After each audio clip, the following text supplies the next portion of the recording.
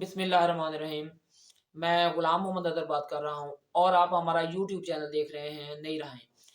तमाम दोस्तों से इल्तमास है कि हमारा चैनल सब्सक्राइब कर लें। आपका सब्सक्राइब करना हमारे लिए हौसला अफजाई का बायस है। काश्तकार भाइयों, आज हम बात करेंगे आपसे कि गंदम के जो दाने बारीक रह जाते हैं, वो किस वजह से रह जाते हैं और इनका क्या हल है कि हम ये दाने हमारे बारीक ना हों, दाने सेहतमंद हों, मोटे हों, जैसे उनमें हवा भरी होती है, ऐसे हों ताकि हमारी एवरेज अच्छी आए। तो काश्तकार भाइयों, जब गंदम की फसल 80 से 85 दिन की उम्र पर होती है, जब इसका गोब निकल रहा होता है, तो उस वक़्त इसको पानी की ज़रूरत होती है। अगर किसी वजह से इसको काश्तकार पानी नहीं लगा सका और फसल को सोका लग गया है, तो उस सोका के लगने की वजह से इसके जो दाने हैं, वो बारीक रह जाते हैं। 115 दिन पर जब दाना बनने का अमल शुरू हो जाता है गंदम का, तो उस वक़्त भी गंदम को पानी की ज़रूरत होती है।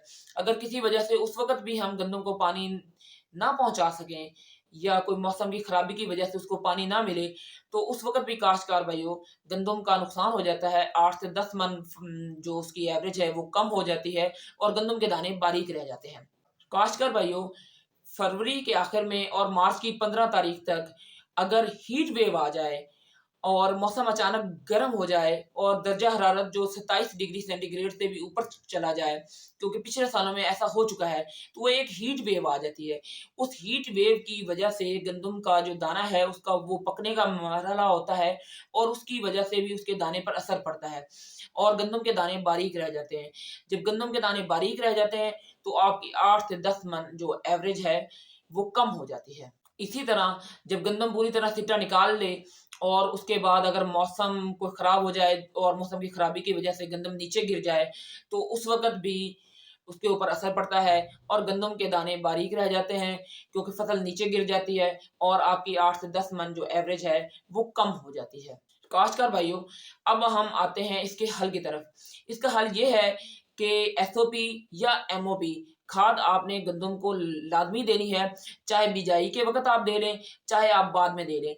इसके देने का बेहतरीन वक़्त बिजाई के वक़्त है या फिर जब ये गोब निकाल रही होती है, उस वक़्त आप इसको एसओपी या एमओपी की जो खाद है, वो इसके साथ ही डाल देंगे, तो गंदम के जो दाने हैं, वो बारीक नहीं होंगे, गंदम के दानों में हवा भरी होगी, वो पिचके हुए नहीं होंगे और गंदम का जो दाना है वो मोटा होगा और तंदुरुस्त होगा, जिसकी वजह से आपकी एवरेज पर असर नहीं पड़ता। इसलिए तमाम काश्तकारों से गुज़ारिश है कि आप अपनी खाद में एसओपी या एमओपी का लाज़मी इस्तेमाल करें। इसके इस्तेमाल करने से आपकी एवरेज इंशाल्लाह अच्छी आएगी। बहुत शुक्रिया।